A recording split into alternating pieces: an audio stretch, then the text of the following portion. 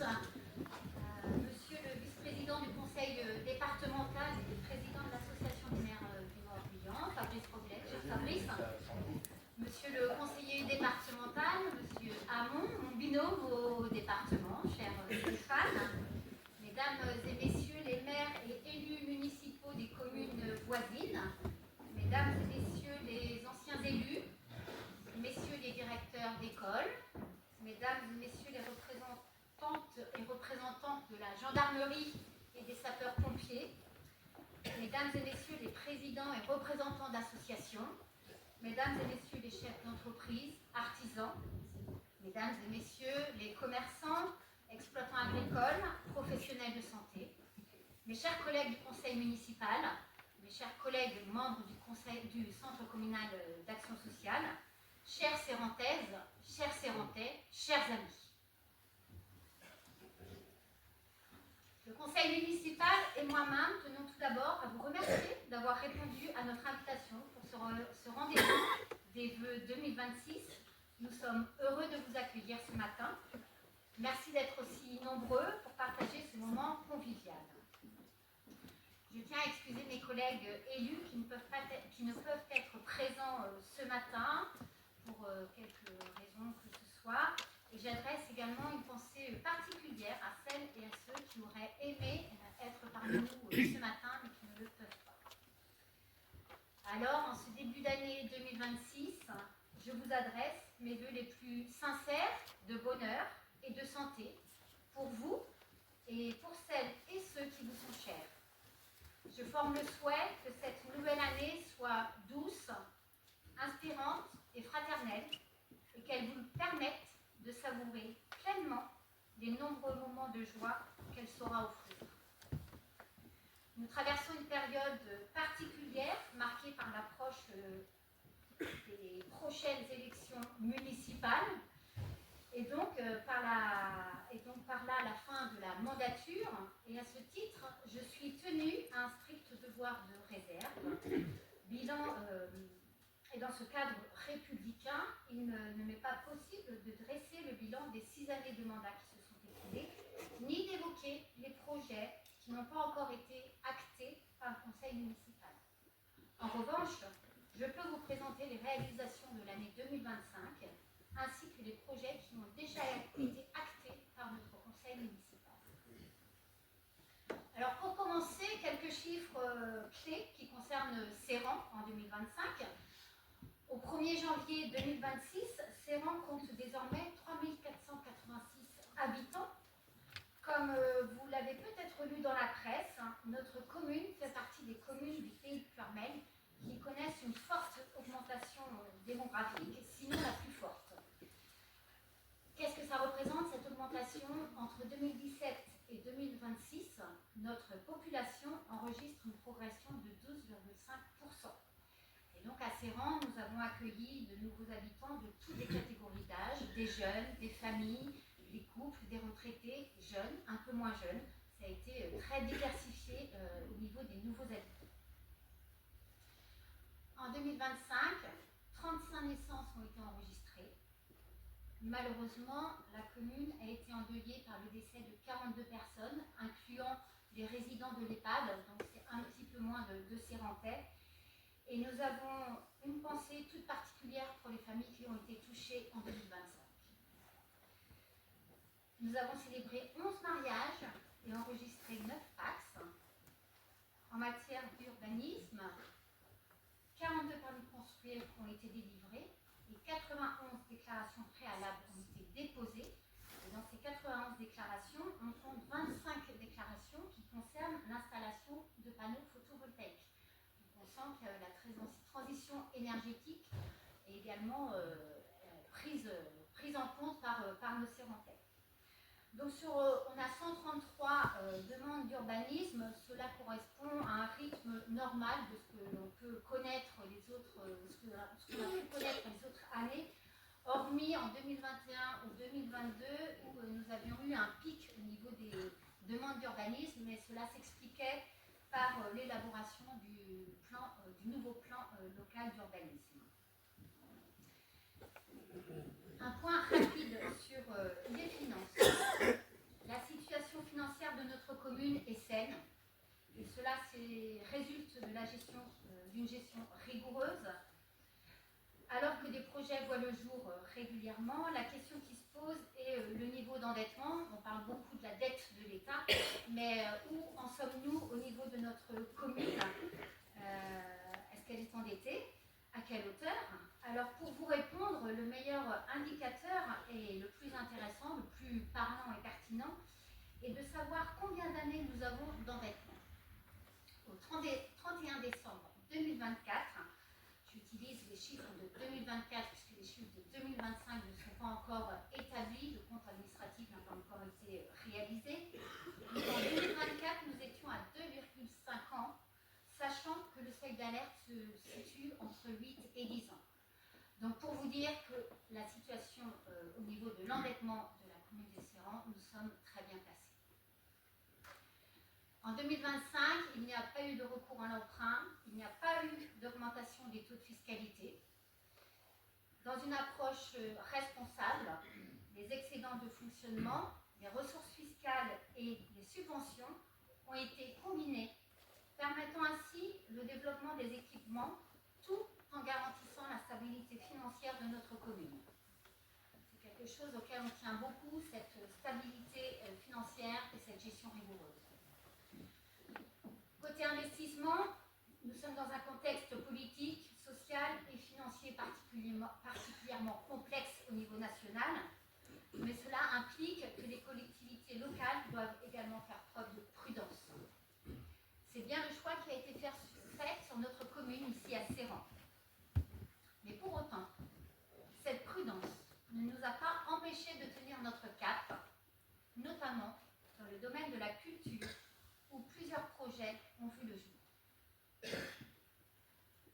En 2025, la culture a véritablement fait battre le cœur des Serrans. La culture, c'est bien ce qui nous élève, ce qui nous émancipe, ce qui nous rassemble. Plusieurs projets ont été concrétisés, dont 2 équipements structurants pour notre commune, l'escale culturelle et le petit théâtre. En mai 2025, l'escale culturelle a ouvert ses portes publiques. Elle accueille désormais une médiathèque, une ludothèque, un auditorium, un hall d'exposition et également des espaces de travail, des salles de réunion. Nous sommes passés d'une médiathèque de 120 mètres carrés à peu près à un espace de 600 mètres carrés, dont 500 mètres carrés ouverts au public avec des espaces dédiés. Il y a par exemple un espace dédié à la petite enfance, un espace pour les ados. Ce lieu polyvalent a été conçu comme un véritable espace de vie, comme un tiers-lieu, où toutes les générations peuvent se retrouver pour lire, jouer, découvrir des animations, des expositions, ou simplement partager un moment convivial. Cet espace vous accueille tout au long de l'année et depuis son ouverture au mois de mai, on peut constater une très belle fréquentation avec un nombre d'adhésions qui a explosé.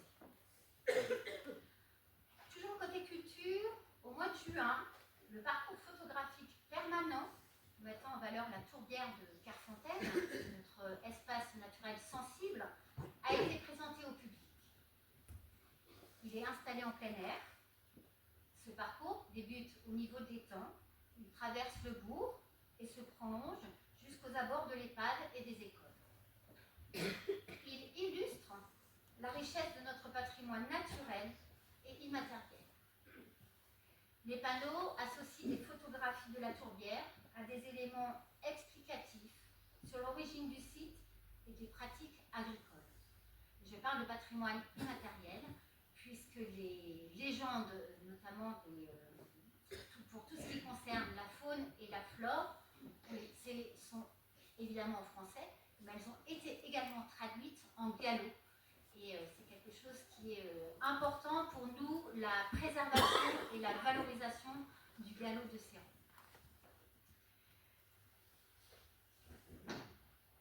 Ce parcours photographique est une véritable porte d'entrée pour mieux comprendre cet espace naturel, notre tourbière qui est tristement méconnue et qui a tout son intérêt à être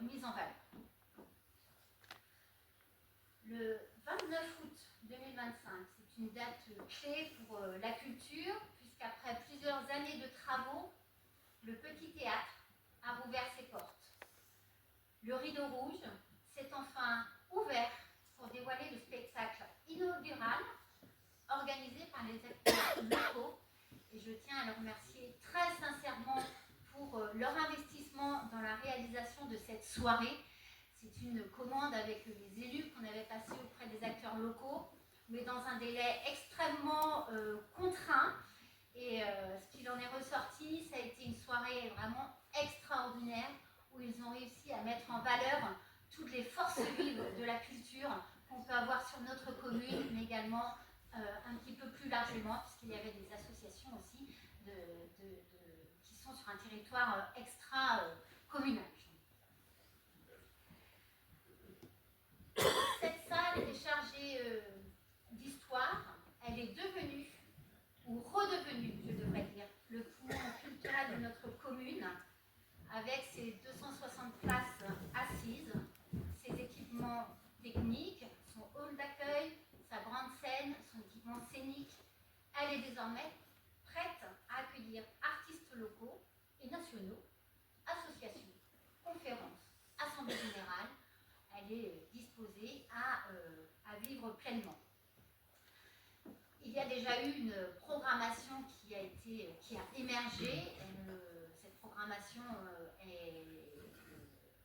doit être enrichie, mais une programmation culturelle est proposée depuis le mois de novembre. Elle se veut volontairement éclectique, puisque la volonté, c'est que chaque Sérentais puisse s'y retrouver, mais avec la volonté également d'attirer un public au-delà de notre commune. On y souhaite un rayonnement extra-communal, un rayonnement départemental. Et le prochain des spectacles, d'ailleurs, est prévu samedi prochain. Bon, donc pour ceux qui n'ont rien prévu à leur agenda, vous pouvez, et surtout n'hésitez pas, c'est un spectacle de transformiste et de chant, et donc ce sera samedi prochain à 20h dans le Soleil. Ces investissements, l'escale culturelle, le parcours photographique, le petit théâtre ont pu être réalisés non seulement avec une part d'autofinancement de la commune, mais seul on ne peut pas, à plusieurs nous sommes plus forts et nous avançons. Donc nous avons eu le soutien d'une part de l'Europe, mais également de l'État, une part des financements du Conseil régional, et également des financements du conseil départemental du Morbihan. Et là, je m'adresse à mes deux collègues présents aujourd'hui pour le département. Je leur renouvelle mes remerciements pour le soutien sans faille du département, et je n'ai nul doute que vous remonterez ça à notre cher président David Lapartie. D'autres actions ont également été menées tout au long de l'année autour de la culture, autour du patrimoine. Ainsi, l'inventaire participatif du patrimoine qui est en cours. C'est une action qui est portée par le Conseil de développement du pays de Pleurmel. C'est un travail collectif qui a pour finalité de repérer, mais également de mieux comprendre les éléments qui font la richesse de notre commune. Et par là, nous entendons les maisons anciennes, les croix, les lavoirs, mais également les puits, les fours. Ce travail est mené par des élus et également par des bénévoles. C'est un groupe patrimoine qui est déjà dense et très actif, et je le remercie très sincèrement. C'est un groupe qui est très engagé et leur contribution est précieuse pour la vie de notre commune. Il y a d'ailleurs un des membres de ce groupe du patrimoine qui a réalisé un livre sur l'école Sainte-Thérèse des Haies, M. Pierre Chérel, et c'est un véritable joyau d'avoir ce type d'ouvrage pour notre commune. Comme je l'ai dit tout à l'heure, la culture, c'est également la préservation du gallo, sa valorisation. C'est notre patrimoine immatériel, et parce que la mémoire de la langue disparaît progressivement et beaucoup trop vite, à mon sens, la commune de Serran s'est associée à plusieurs partenaires institutionnels pour effectuer un travail d'inventaire linguistique. Et ce travail a conduit à la réalisation d'un film. Et ce film met en valeur le gallo parlé à Serran. Et il a été finalisé en 2025. Et sa première diffusion a été faite en mars dernier, pendant le mois du gallo. Et il a à nouveau été diffusé au Petit Théâtre au mois de décembre. Je tiens à remercier tous les contributeurs pour leur engagement et leur participation à la réalisation de ce film, parce que c'est une véritable pépite pour notre commune et également pour le gallo au sens large et les langues de Bretagne. Une autre nouveauté qui était très attendue, je sais qu'il y avait des Serrantaises, des commerçants qui attendaient son retour, c'est la réouverture du camping municipal. Il a donc ouvert ses portes en juin dernier avec des sanitaires entièrement rénovés et avec également 4 nouveaux logements insolites. Il avait été fermé, disons notamment tout ce qui était l'accès aux emplacements pendant plusieurs saisons. Et donc là, il a rouvert ses portes en juin avec une fermeture des emplacements en octobre, sachant que les chalets sont toujours ouverts à la location au long de l'année. Cette ouverture a marqué une étape importante pour l'accueil touristique, l'offre d'accueil touristique dans notre commune. Et c'est une étape importante puisqu'il y a la volonté de valoriser le tourisme local, un tourisme qui est tourné vers la nature, vers la détente et vers l'itinérance douce. Voilà pour des grands projets, mais il y a bien d'autres projets qui ont été menés au cours de l'année 2025, des projets plus discrets mais néanmoins essentiels pour notre commune. Il y a tout ce qui est travaux de voirie, c'est essentiel pour la population. Il y a également eu la restauration du calvaire de la chapelle Sainte-Suzanne, qui est un monument classé au monument historique. Il y a également eu l'installation de boîtes à livres qui va dans la volonté toujours d'étendre l'offre culturelle et surtout l'accès à la lecture pour tous. Il y a eu également eu tout un travail et un début d'enherbement du cimetière, et là on est sur la notion d'inclusion et d'accessibilité. Il y a également eu l'achat d'un nouveau véhicule pour le service du portage de repas, et ça c'est quelque chose qui est important pour les bénéficiaires. Ou encore quelque chose qui est moins, un petit peu moins sexy, mais non ô combien important pour le bien vivre de nos Serrantais. Il y a eu la réalisation d'un schéma directeur de l'assainissement. Il y a également eu des animations annuelles, donc on les retrouve tous les ans comme le Festival de l'étang. Il y a eu également le ciné plein air qui a connu un véritable succès cette année, et il était mixé avec une première partie avec théâtre d'impro, et c'était vraiment un moment convivial et très apprécié a priori de toutes les personnes présentes. Et puis il y a eu aussi d'autres événements ponctuels, notamment Serran s'est engagé dans le label Ville ambassadrice du don d'organes.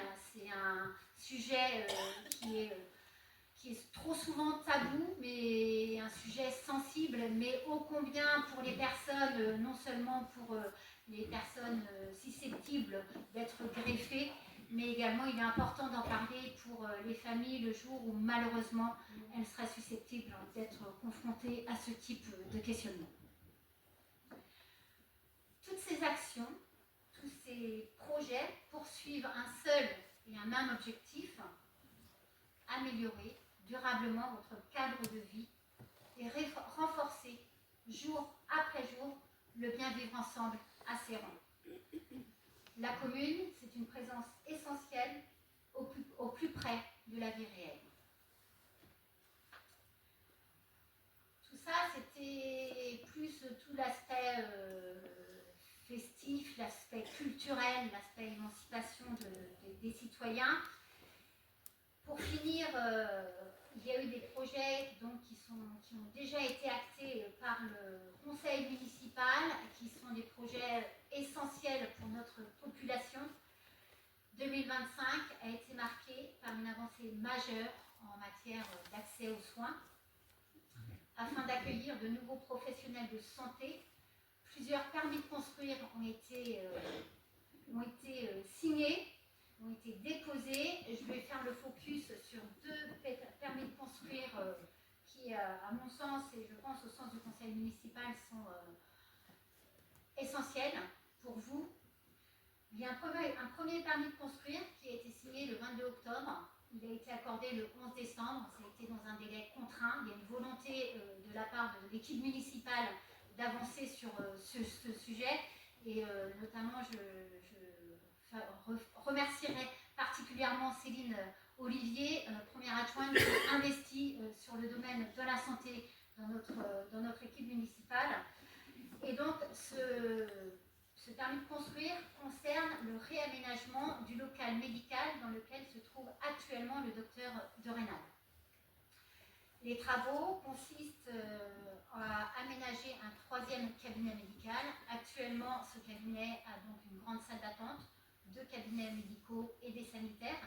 Juste à côté, jouxtant donc ce bâtiment, il y a également un autre cabinet qui a été durant quelques mois utilisé par les sages-femmes. Alors aujourd'hui, la volonté, c'est de réaménager ces 2 bâtiments et de n'en faire qu'un, avec 3 cabinets médicaux, une salle de travail, un espace de réunion pour les médecins, et également une chambre de garde, ce qui permettrait à moyen terme d'accueillir des internes et de pouvoir entretenir donc un réseau au niveau des médecins généralistes sur notre commune. Et donc, ces 2 nouveaux cabinets, puisque nous avons déjà le docteur de Rênal sur notre commune, ces 2 nouveaux cabinets vont accueillir 2 médecins généralistes, le docteur Lebrun et le docteur Thibault. Ils s'excusent de ne pouvoir être présents ce matin, ils avaient d'autres engagements, mais ils sont fermement déterminés à venir sur notre commune. Alors aujourd'hui, nous sommes contraints par le calendrier des entreprises. On ne maîtrise malheureusement pas toujours les aléas, mais nous mettons tout en œuvre au niveau de la municipalité et au niveau aussi de notre administration pour permettre un accueil de ces 2 médecins généralistes fin mars, fin du 1er trimestre. Je vais vous inviter, docteur, à venir pour que les gens puissent visualiser votre visage. Donc un autre permis de construire a été signé le 19 décembre. Là aussi, il y a eu la volonté d'être agile. Et donc ce permis de construire a été déposé pour permettre l'installation d'un modulaire pour accueillir donc le docteur Monir Daou, qui est chirurgien dentiste. Et là, il y a vraiment la volonté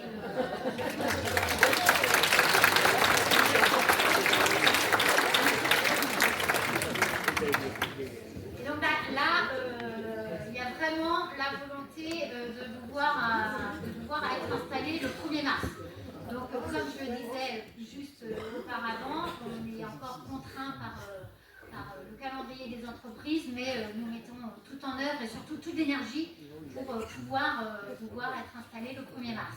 Donc merci d'avoir été présents parmi nous et on est ravis de vous accueillir et on vous souhaite un très bon accueil sur la commune et je vous demande de vous réserver un très bon accueil également.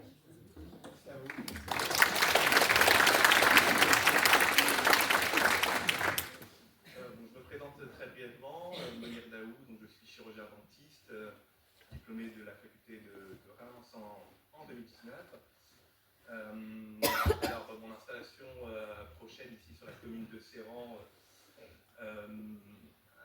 elle a été grandement facilitée par les interlocuteurs avec lesquels j'ai communiqué. Et c'est pourquoi je tiens à remercier principalement Madame Céline Olivier, qui a été mon interlocuteur principal, ainsi que Rosane Guégan, Monsieur Lebel et l'ensemble de l'équipe de la mairie, sans pour autant être dans la promotion d'éventuelles élections.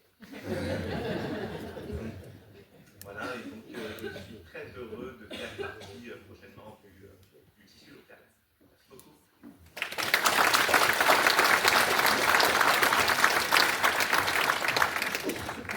Merci, docteur.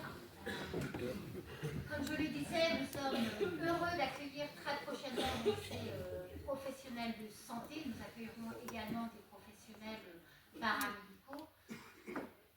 C'est une réponse concrète aux besoins de notre population, aux besoins des Sérantais et des Sérantais. Nous ne pouvions pas laisser passer de telles opportunités. Face à une pénurie de soins qui touche durement nos habitants, à notre sens, il y a de la place pour tous les professionnels de santé. Parler de concurrence entre médecins ou entre dentistes n'a tout simplement pas de sens dans un territoire où la demande est largement supérieure à l'offre. Trop de personnes sont aujourd'hui sans médecin traitant ou sans dentiste. C'est une situation intenable pour notre population et cela nous oblige collectivement à agir avec détermination et à mobiliser tous les leviers possibles pour y remédier. Alors en vient maintenant le moment des remerciements. Je tiens à remercier l'ensemble des élus du conseil municipal. L'aventure s'achève dans quelques mois et je les remercie pour leur engagement sans faille au service de Séran, au service de la population. Je remercie également l'ensemble des agents communaux pour leur implication au service de Séran, des Sérantaises, des Sérantais. Je remercie également les nombreux bénévoles qui interviennent dans les services municipaux, par exemple la médiathèque. Je tenais également à remercier aujourd'hui les agents et les élus qui ont permis la bonne organisation de cette cérémonie, qui ont permis donc de vous accueillir ce matin. Et je tiens à remercier l'ensemble des commerçants, des artisans, des agriculteurs, des acteurs économiques, des professionnels de santé.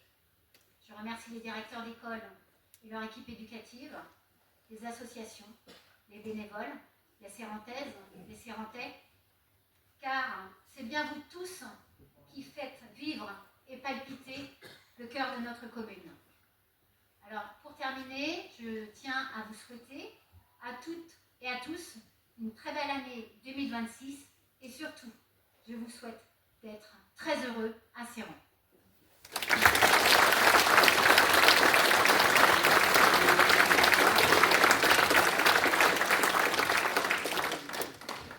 Alors, je ne vous avais pas présenté comment allait se dérouler cette cérémonie. Donc, après mon intervention, je vais demander à Stéphane Hamon de venir me rejoindre pour faire un propos au sujet du conseil départemental du Morbihan. Et ensuite, bien sûr, j'imagine bien que Fabrice sera associé. Fabrice Roblet, vice-président, sera associé à tes propos, cher Stéphane. Et ensuite, je laisserai la parole à Fabrice en tant que président de l'association des maires du Morbihan.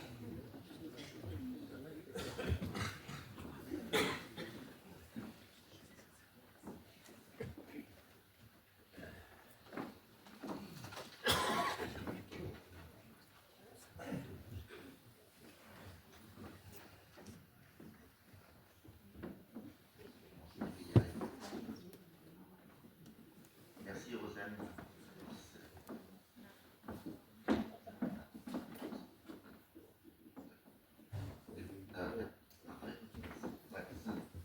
Merci Rosanne pour cet accueil.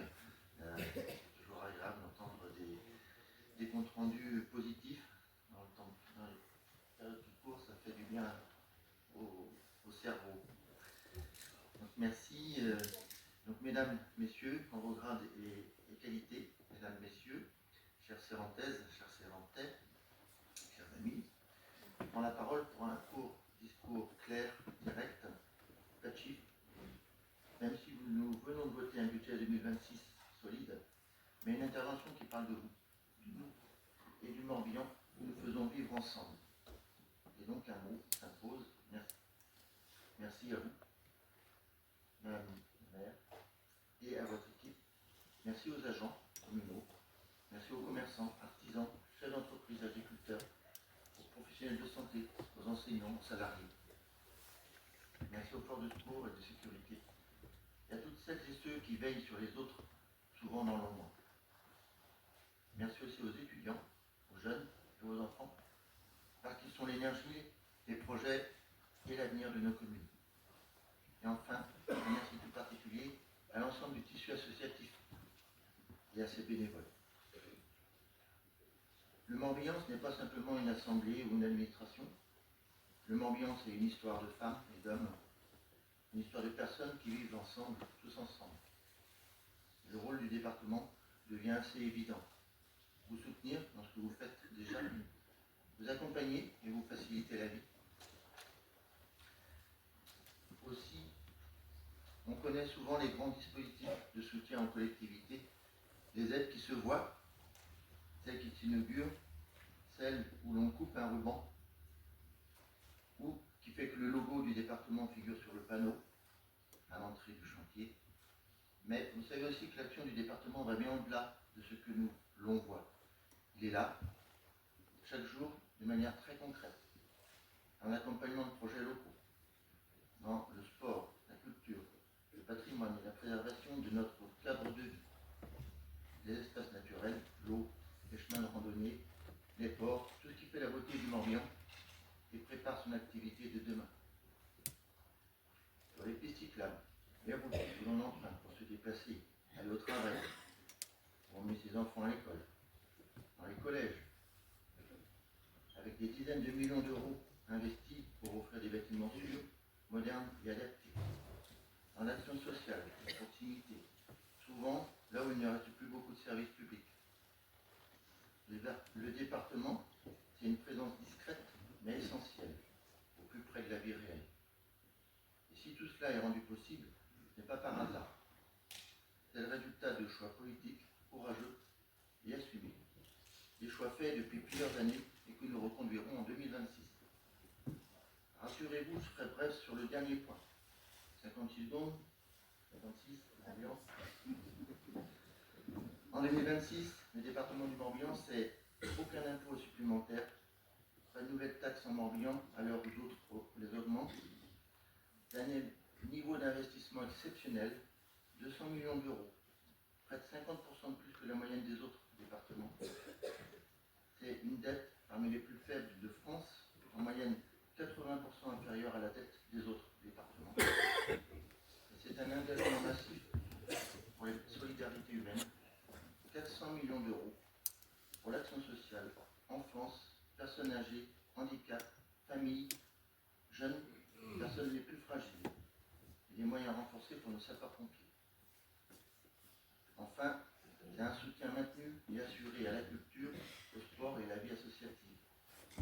C'est ce qui fait de notre département, encore une fois, une exception dans le paysage national. Pas un territoire où tout va bien, pas un territoire parfait, mais un territoire qui avance et où chacun compte. Pourquoi sommes-nous là? Je crois que la réponse est ici aujourd'hui, dans cette salle. Alors, pour cette nouvelle année, je vous souhaite des raisons de vous lever le matin, la réussite de ce qui vous tient à cœur, de continuer à faire vivre votre commune, d'être fier, simplement fier de vivre dans ce département, et plus important, une excellente santé à vous et à ceux qui vous sont chers. Très belle année à tous et merci de votre accueil.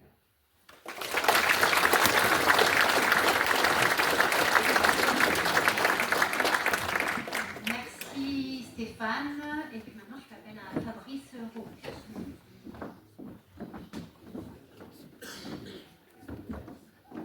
Merci Rosen, mesdames et messieurs les élus. Je perçois Hippolyte au fond là-bas. Merci de m'avoir invité à cette cérémonie. C'est une première pour moi de venir à cette cérémonie de Asséran. C'est une première parce que je suis président de l'association des maires depuis un peu plus de 2 ans. Et puis je sillonne le département depuis ce début janvier pour être à peu près dans chaque intercommunalité. C'est au moins l'objectif que je me suis fixé. C'est 13 intercommunalités dans ce département. Et c'est 249 communes. Et aujourd'hui particulièrement, il y a plus de 60 cérémonies de vœux dans Morbihan. 60. Donc évidemment, on ne peut pas être partout. Je crois qu'il y en a 6 en ce moment même. Donc j'essaye d'être dans tous les territoires, mais évidemment pas partout. 249 communes et 31 jours, c'est impossible. Je ne pourrais le faire. En tout cas, merci. Je voudrais te féliciter, toi et ton équipe, et puis les agents communaux pour le travail accompli. Le bilan bilan de l'année 2025 parle de lui-même, et c'est des services apportés à la population qui sont indispensables. On voit bien dans cette situation nationale, internationale un peu anxiogène, que je pense que la solution viendra des territoires, viendra du local, pour que notre quotidien soit parsemé de bons moments, d'équipements adaptés et de services à la population nécessaires et indispensables au bien vivre ensemble.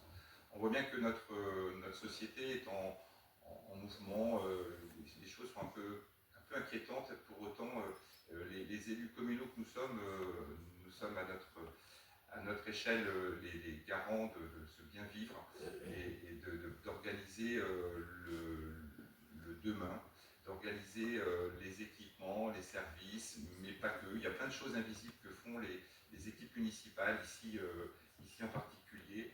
Je pense aux personnes qui ont besoin d'un accompagnement via la banque alimentaire, via un logement, via une protection suite à des violences familiales. Il y a des choses invisibles qu'on ne peut pas mettre dans un compte rendu de conseil municipal, bien sûr.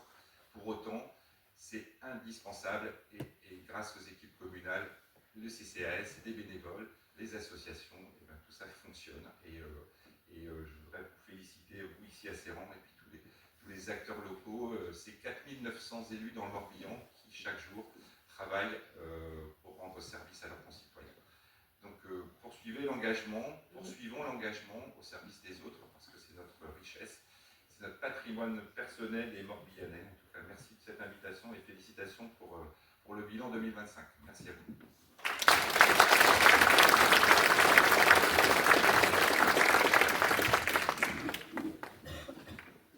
Merci Fabrice pour tes mots. Alors maintenant, on passe au second temps et peut-être le plus convivial, parce que c'est toujours autour du verre de l'amitié qu'on échange plus facilement.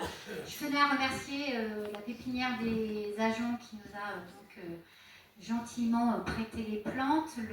Les petits fours ont été préparés par la boucherie Histoire de l'Art et également par la boulangerie-pâtisserie Gaëtan Daniel. Et les boissons viennent de la cave d'Erwan. Donc, je vous invite à venir partager le verre de l'amitié. Et encore une fois, excellente année à vous tous.